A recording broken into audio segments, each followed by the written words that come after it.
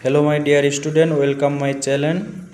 आज आमी क्लास 10 तीन मानेर भूगोल साजेशन दीते चलेছি और এই সাজেশনগুলো তোমরা অবশ্যই পড়বে আর এখান থেকে টেস্ট এবং ফাইনালের একদম 100% কমন পড়বেই।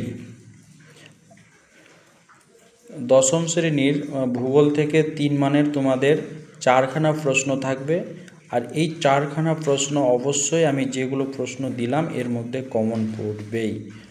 তোমরা কিছুটা যেমন কেউ যদি বহির্জাত প্রক্রিয়া থেকে পড়ো তাহলে বায়ুমণ্ডল থেকে কোনো করার দরকার নাই, বহির্জাত থেকে বায়ুমণ্ডলের অথবা থাকবে।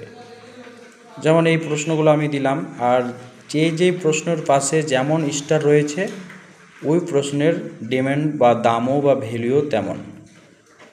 আরোহণ অবরোহণের মধ্যে পার্থক্য, নদীর মোহনায় বদ্বীপ গড়ে ওঠার কারণগুলি লেখো বা অনুকূল পরিবেশগুলি লেখো। সব নদীর মোহনায় বদ্বীপ গড়ে ওঠে না কেন?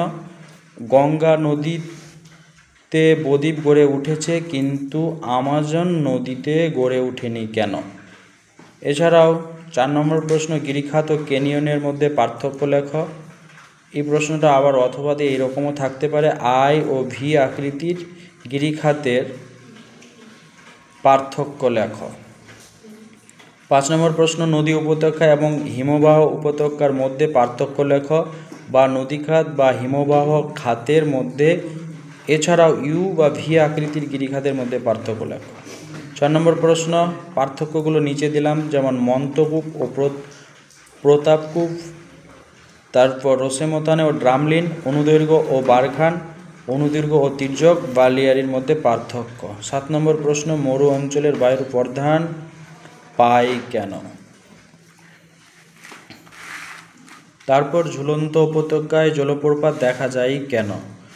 যাদের বহির্জাত প্রক্রিয়ার চ্যাপ্টারটি ভালো লাগবে তারা বহির্জাত থেকে 3 মানের প্রশ্ন করবে এবং যাদের বায়ুমণ্ডলের চ্যাপ্টারটা ভালো লাগবে তারা বায়ুমণ্ডল থেকেই প্রশ্নগুলো করবে। আচ্ছা, বায়ুমণ্ডল থেকে যদি 3 মানের থাকে এইসব প্রশ্নই থাকবে, যেমন বায়ুমণ্ডলের উপাদানের গুরুত্ব লেখো, ট্রপোস্ফিয়ারের প্রধান 3টি বৈশিষ্ট্য লেখো, ওজোন স্তরের বিন্যাসের কারণগুলি লেখো, চিত্রসহ বৈপরীত্য উত্তাপের পার্থক্য লেখো বা বৈপরীত্য উষ্ণতা কিভাবে সৃষ্টি করা হয় এর গুরুত্ব লেখো।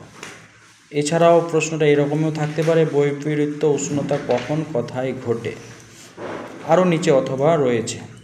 তারপর এল নিনো এর প্রভাব লেখো, মৌসুমি বায়ুর উপর জেট বায়ুর প্রভাব লেখো, দক্ষিণ এশিয়ার মৌসুমি বায়ুর কিভাবে জেট বায়ু দ্বারা প্রভাবিত